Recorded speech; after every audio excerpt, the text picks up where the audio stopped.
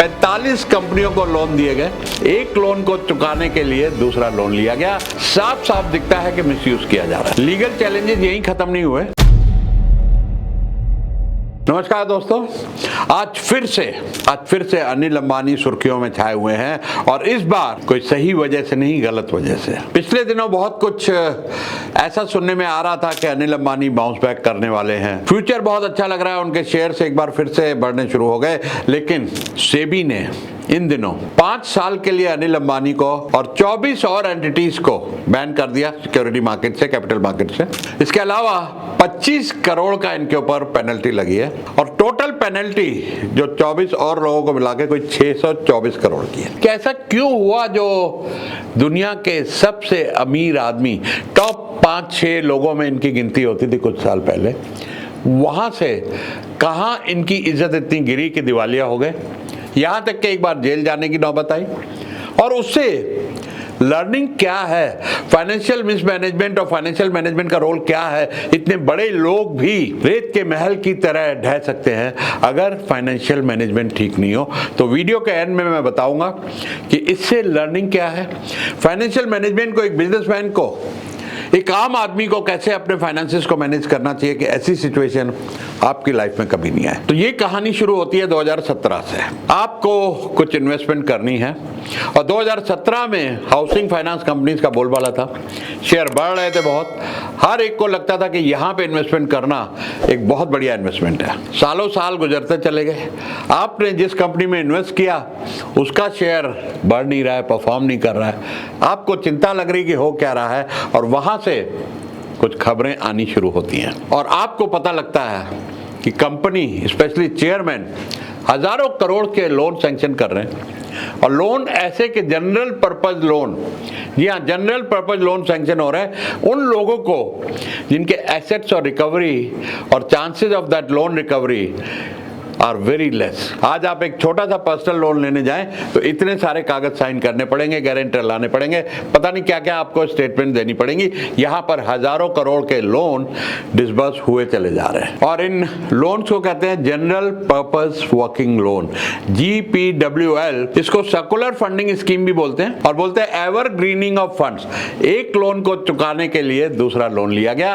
रामलाल की टोपी श्यामलाल को पहनाई गई, श्यामलाल की टोपी खैराती लाल को पहनाई गई, जो हम अक्सर सुनते हैं, टोपीबाजी हो रही थी बहुत बारी। और 2019 में खबर आती कि कंपनी के ऑडिटर ने रिजाइन कर दिया और ये बड़ी सीरियस बात होती है जब कंपनी के ऑडिटर रिजाइन करते हैं। और 2018 में ये लोन जो 900 करोड़ रुपए थे बढ़ के 7,900 करोड़ रुपए हो गए 2019 में।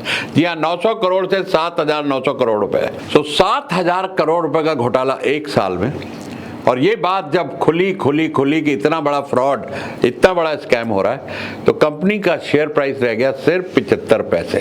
जी हाँ, 2020 तक शेयर प्राइस रह गया सिर्फ 75 पैसे। 2021 में सेबी ने उस कंपनी के चेयरमैन को बैन कर दिया और पैनिक चारों तरफ फैलना शुरू हो गया। लोग दनादन शेयर बेचना शुरू हो गए और कंपनी का शेयर दिन दूना रात चौगुना गिरता चला गया। 2024 में सेबी ने एक और बम गिराया और वो बम था 8,400 करोड़ का हेरा फेरी। 45 कंपनियों को लोन दिए गए, जिनमें से 41 कंपनियों के, या 41 कंपनियों के ईमेल एड्रेस भी सेम है। आप समझ सकते हैं कि ये कितना बड़ा फ्रॉड है, कितनी बड़ी हेरा फेरी है कि 45 कंपनियों के में से 41 कंपनियों के ईमेल एड्रेस भी सेम है और उनको ये लोन दे दिए गए। और कुछ बेचारे इन्वेस्टर जो टाइम पे अपना शेयर बेच नहीं पाए, जो 7 साल पहले शेयर 100 रुपए का होता था 4 रुपए का रह गया, और लोगों के, इनोसेंट इन्वेस्टर्स के लाखों रुपए का हार्ड अर्न मनी, मेहनत से कमाए हुए पैसे का नुकसान हो गया। जी हाँ, और ये कंपनी का नाम है रिलायंस होम फाइनेंस लिमिटेड। जी हाँ, रिलायंस होम फाइनेंस लिमिटेड और चेयरमैन है अनिल अंबानी। सही समझ रहे हैं आप, सही सुन रहे हैं, रिलायंस होम फाइनेंस लिमिटेड में ये सारे घोटाले हुए हैं और उसके चेयरमैन हैं अंबानी फैमिली के श्री अनिल अंबानी। 23 अगस्त 2024 को सेबी ने एक बड़ा डिसीजन लिया और Anil Ambani chairman of Reliance ADA group, जी हाँ, रिलायंस एडीए ग्रुप को 25 करोड़ रुपए का फाइन लगाया और 5 साल के लिए सिक्योरिटी मार्केट से बैन कर दिया गया। Diverting fund from RHFL, Reliance home finance limited, एक company promoted by Reliance capital RCL। SEBI यहीं तक नहीं रुकी, 45 कंपनियां, जी हाँ 45 कंपनियों को जिन्होंने ये लोन लिए और फ्रॉडुलेंट डिसबर्समेंट हुई, उनको भी 25-25 करोड़ का फाइन लगा। टोटल अमाउंट मिला के 624 करोड़ रुपए की पेनल्टी लगी है इन लोगों के ऊपर। अब ऐसा लगता है कि शायद जस्टिस हो गई, लेकिन कहानी अभी बाकी है दोस्तों। सो अनिल अंबानी जी की लीगल टीम ने मॉरेटोरियम प्रोविजन इन्वोक किया है, जहां पर Indian insolvency and bankruptcy code IBC के अंडर सेबी की रूलिंग को चैलेंज किया गया है। ये तो भैया ऐसे हो गया जैसे बचपन में हम खेलते थे ना स्टैचू। यहां पर क्या हो गया कि मॉरेटोरियम में जाने से लीगली ये सब चीजें रुक जाती हैं, हर चीज स्टे हो जाती है कि जब तक कंपनी अपने आप को ठीक ठाक करे, स्टेबलाइज करे। इस चीज का सहारा लेके, मॉरेटोरियम का सहारा लेके अब कंपनी कोशिश कर रही है कि ये सारी चीजें उनकी स्टे हो जाए। और यहां पर अनिल अंबानी और उसकी टीम एक लीगल पॉज लेने की कोशिश कर रही हैं कि ये सब चीजों का इंपैक्ट उनके ऊपर नहीं आए। अब जो ये मॉरेटोरियम का कानून बना ना, ये बना है एक अच्छी कंपनी के लिए जिनको कभी कोई फाइनेंशियल ट्रबल आ गई, जो बिजनेस में आती है, तो उनको कोई थोड़ा सांस लेने का टाइम दिया जाए और वो वापस से अपने आप को रीस्ट्रक्चर करके खड़ी हो जाए, और इधर से उनको इस तरह की पेनल्टीज और रेगुलेटरी ज्यादा तंग ना करें कि कंपनी वापस से बाउंस बैक ना कर सके। एक ईमानदार प्रोविजन है जिसका यहां पर साफ साफ दिखता है कि मिसयूज किया जा रहा है। और अगर फैक्ट देखा जाए तो मॉरेटोरियम बहुत सी कंपनियां लेके लंबे टाइम तक फंसी रहती हैं, यहां तक के 67% जो बैंक्रप्सी में, इंसॉल्वेंसी में कंपनियां गई, 270 दिनों तक इस मामले को लटका के रखा जा सका। तो भैया सेबी ने अनिल जी की डिफेंस को रिजेक्ट कर दिया। रेगुलेटर का कहना है कि इन चीजों को लेके इस तरह के फ्रॉड से बचा नहीं जा सकता और ये एक्शन जरूर लिया जाएगा। और सेबी की सोच यह है कि मॉरेटोरियम का फायदा उठा के अगर इस तरह की एक्टिविटीज को रोका गया या बढ़ावा दिया गया तो ये अगेंस्ट होगा इन्वेस्टर्स के, ये अगेंस्ट होगा हमारी जनरल मार्केट्स की एथिक्स के।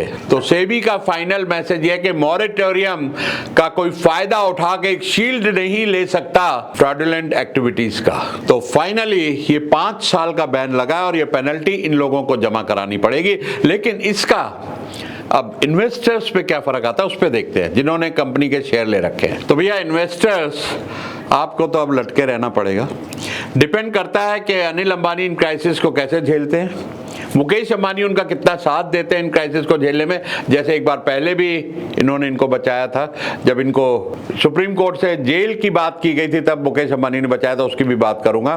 तो शेयर होल्डर्स को प्रेयर करनी है, प्रार्थना करनी है कि अनिल भाई अपनी कंपनी को रीस्ट्रक्चर कर सकें, वापस से बाउंस बैक कर सकें। कोशिश तो बहुत कर रहे हैं, तब तक आपके पास कोई रास्ता नहीं है अपना पैसा रिकवर करने का।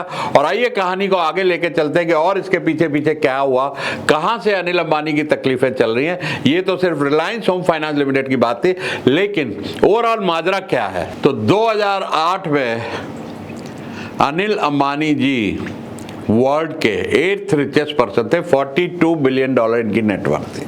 जी हाँ, $42 बिलियन अगर रुपए में कैलकुलेट करें तो तकरीबन होता है 32 से 35 हजार करोड़ के आसपास। तो क्या हुआ, जो इतना बड़ा आदमी धीरू भाई अंबानी के छोटे बेटे, अंबानी फैमिली के एक खास सदस्य, क्यों 42 बिलियन से बैंक्रप्सी के लेवल तक पहुंच गए और आज यहां पर 5 साल के लिए बैन और करोड़ों की पेनल्टीज, और जो नाम पे ये धब्बा लग रहा है, इस धब्बे को ये किस तरीके से धो पाएंगे। तो 1986 में धीरू भाई अंबानी जी को एक स्ट्रोक हुआ, वहां पर अनिल अंबानी ने बहुत बढ़िया, जी हाँ, रिलायंस के डे टू डे ऑपरेशंस को बहुत बढ़िया संभाला और उस टाइम ये बड़ी इंटेलिजेंटली काम कर रहे थे। 2002 में बड़े अंबानी साहब की डेथ हो गई और 2005 में दोनों भाइयों में विभाजन की बात शुरू हो गई। तो मुकेश जी को मिला पेट्रोकेमिकल बिजनेस और अनिल को कुछ नए वेंचर्स, जिसमें टेलीकम्युनिकेशन, पावर, फाइनेंस और बड़ी अच्छी एम्बिशंस के साथ ये चले। 2009 में एक बड़ा झटका लगा कि जब ये दादरी में, जी हाँ दादरी में एक बड़ा पावर प्रोजेक्ट डाल रहे थे, वहां पे इलाहाबाद हाई कोर्ट ने इनके अगेंस्ट जजमेंट दे दिया, लैंड एक्विजिशन ये नहीं कर पाए। एंटरटेनमेंट इंडस्ट्री में एड लैब्स के साथ, ड्रीम वेंचर के साथ इन्होंने वेंचर किए, वो भी नहीं चले। और यहां तक कि आपको याद होगा एक डीवीडी रेंटल bigflix.com करके इन्होंने बनाया था, कोई 500 करोड़ रुपए उस पर लगाए थे, जो इन्वेस्टमेंट जीरो हो गई। और 2019 में रिलायंस टेलीकॉम का कर्जा बढ़ते बढ़ते बढ़ते बढ़ते इस स्टेज पर पहुंचा कि सुप्रीम कोर्ट ने यहां तक कह दिया कि एरिक्सन कंपनी के अगर 550 करोड़ रुपए अनिल अंबानी ने नहीं चुकाए तो उनको जेल जाना पड़ेगा। और यहां पे बड़े भाई ने अपनी परिवार के, अपने खानदान की इज्जत बचाने के लिए स्टेप किया, लास्ट मिनट में 550 करोड़ रुपए की सपोर्ट दिया अनिल अंबानी को, तो ये जेल जाने से बचे। लीगल चैलेंजेस यही खत्म नहीं हुए। चाइनीज कंपनियों के $680 मिलियन का लोन जो उन्होंने लंदन कोर्ट में इनके ऊपर केस किया, वहां पर अनिल अंबानी ने बोला कि अब मेरे पास कोई भी पैसे देने के लिए नहीं है, मैं ऑलमोस्ट बैंकक्रप्ट हो चुका हूं। और वो केस अभी तक रिजॉल्व नहीं हुआ है, चल ही रहा है। और ये बात थी 2012 की। 2021 में रिलायंस कैपिटल ने बैंकक्रप्सी के लिए फाइल किया और 24,000 करोड़ रुपए का डिफॉल्ट बॉन्ड्स में हुआ। और रिलायंस इंफ्रा जो बॉम्बे मेट्रो में बहुत बड़ा रोल प्ले कर रही थी, वहां भी बॉन्ड्स में कुछ डिफॉल्ट होने शुरू हो गए। अब सेबी के जवाब में एक और बात सामने आई है कि अनिल अंबानी ने ऑलरेडी बोर्ड ऑफ डायरेक्टर्स से रिलायंस इंफ्रा से रिजाइन कर दिया था 2022 में, तो ये ऑर्डर इन पे लागू नहीं होता। रिलायंस पावर से भी 2022 में वो रिजाइन कर चुके हैं ऑलरेडी बोर्ड से। साथ ही साथ पिछले कुछ सालों में इनकी जो 3 सबसे बड़ी कंपनियां, Reliance communication, Reliance capital, Reliance infra, bankruptcy के अंदर चल रही हैं और बहुत सारे अनपेड डेट्स हैं, बहुत सारे कर्जे हैं। तो ये जब इतनी मुसीबतें चल रही हैं, एक तरफ तो अनिल जी कोशिश कर रहे हैं कि अपनी कंपनियों को रिवाइव करें, दूसरी तरफ अभी इनकी मुसीबतें खत्म नहीं हुई हैं। हर रोज एक नया स्कैम, हर रोज एक नई बात खुलती है। सो देखने की बात यह है कि कैसे ये नेविगेट करते हैं और किस तरीके से ये इसमें से बाहर निकल सकते हैं। इसमें एक पॉजिटिव बात ये हो रही है कि जो इनके बेटे हैं अनमोल, वो काफी इंटेलिजेंट हैं और उन्होंने निप्पॉन के साथ इंश्योरेंस बिजनेस में एक बहुत बढ़िया डील की है। सो जय अनमोल अंबानी ने काफी कुछ साथ दिया है। एक 2000 करोड़ की कंपनी खड़ी की है और वहां पर उन्होंने जापानीज कंपनी निप्पॉन को कन्विंस किया कि वो रिलायंस में इन्वेस्ट करें, रिलायंस लाइफ इंश्योरेंस में इन्वेस्ट करें और Reliance capital asset management company में इन्वेस्ट करें। तो कुछ थोड़ा सा वहां पर एक रोशनी की किरण दिखाई दे रही है कि जब यंग एनर्जी आती है, और अनिल जी को भी तो तजुर्बा तो बहुत हो चुका होगा कि इतनी गलतियां करके, बस अब ये कैसे निकल पाते हैं ये देखना है इसमें से। और जो इन्वेस्टर्स का पैसा इनकी कंपनियों में फंसा हुआ है वो रिकवर होता है या नहीं होता है। अब बात आती है तजुर्बा की, लर्निंग। तो भैया हमको भी हो गए 45 साल धंधे में, हम भी ऐसी गलती कर चुके हैं जो इन्होंने करी है 2001 में, लेकिन हमने बड़ी आसानी से और सफाई से और ईमानदारी से सारे मसले निपटाए। हमने अपना बंगला बेचा, बैंक को निपटाया, अपनी फैक्ट्रियां बेची, सप्लायर्स को निपटाया और वापस से बाउंस बैक किया, सब क्लीन स्लेट के साथ शुरू किया। तो अनिल अंबानी को भी एक क्लीन स्लेट से शुरू करना पड़ेगा। फाइनेंशियल मिसमैनेजमेंट की बात मैं रोज लोगों को मेंटर करता हूं, एक बिजनेस मेंटर हूं, और 90% बिजनेसेस यहाँ छोटे से बड़े फाइनेंशियल मिसमैनेजमेंट की वजह से फंसे रहते मेरे पास आते। तो आपको बिजनेस में सबसे जरूरी है कि आप अपनी MIS, जी हाँ, मैनेजमेंट इंफॉर्मेशन सिस्टम, हर महीने अपनी बैलेंस शीट्स को देखें, अपने इर्द गिर्द फाइनेंशियल इंटेलिजेंट लोगों को रखें, अपनी कंपनी में एक इंडिपेंडेंट डायरेक्टर या एक फाइनेंशियल एडवाइजर रखें जिसको फाइनेंस की अच्छी समझ हो। CFO आप अफोर्ड नहीं कर सकते तो आउटसोर्स CFO रखिए। अपने इर्द गिर्द इंटेलिजेंट लोगों को, तजुर्बेकार लोगों को रखिए। एक मेंटर जिंदगी में जरूर रखिए, क्योंकि आप बिजनेस तो बहुत अच्छा कर लेंगे, शायद आपको बहुत अच्छे कॉन्ट्रैक्ट लेने की, बहुत अच्छी लाइनिंग हो, बहुत बढ़िया प्रोडक्ट बनाने की अकल हो, लेकिन फाइनेंशियल मैनेजमेंट में बड़े बड़े लोग मार खा जाते हैं। तो वहां पर ध्यान करिए कि आपका कैश फ्लो अच्छा है, आपकी प्रॉफिटेबिलिटी बरकरार है, बहुत ज्यादा लोन ना लें, बहुत ज्यादा कर्जे ना लें, कंपनी को कैश रिच रखें। अपने ऑपरेटिंग एक्सपेंसेस, या आपके पास सारे साल के खर्चे रिजर्व में होने चाहिए कंपनी में। आज रिलायंस मुकेश अंबानी के बाद 2 लाख करोड़ के रिजर्व है, इन्फोसिस के बाद 72,000 करोड़ के रिजर्व है। तो हर कंपनी को चाहिए, छोटी हो या बड़ी हो, अपने अपने 1 साल के खर्चे रिजर्व में पड़े होने चाहिए। तो आपकी कंपनी को कभी भी फाइनेंशियल स्ट्रेस नहीं होगा और किसी भी तरह का फ्रॉड या किसी भी तरह का कानून के अगेंस्ट काम न करें, क्योंकि कानून के हाथ लंबे होते हैं। आज नहीं कल कानून तो पकड़ ही लेगा और उस दिन के बाद शायद वापस जाना मुश्किल हो जाएगा।